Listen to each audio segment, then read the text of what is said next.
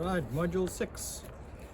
When you receive your eco beehive, it'll come in two boxes. The one box will have the roof in with your instruction manual and a little bag of bits. In the other one you'll have your main hive body already built with the legs inside and the wood chip in the bottom. You tip out the legs and you tip out the wood chip. You then open up your little bag of goodies which will have the bolts in.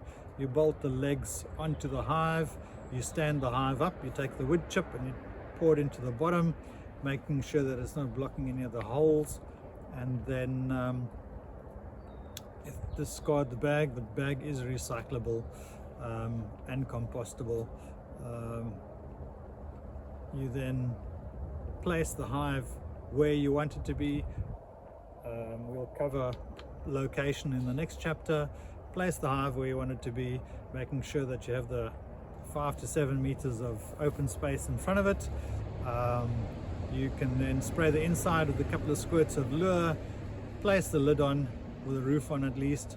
If you need to, you can secure the roof with some long screws, but normally the roof just sits on the top, and then once a week after that you spray it with lure, and then you should have bees move in.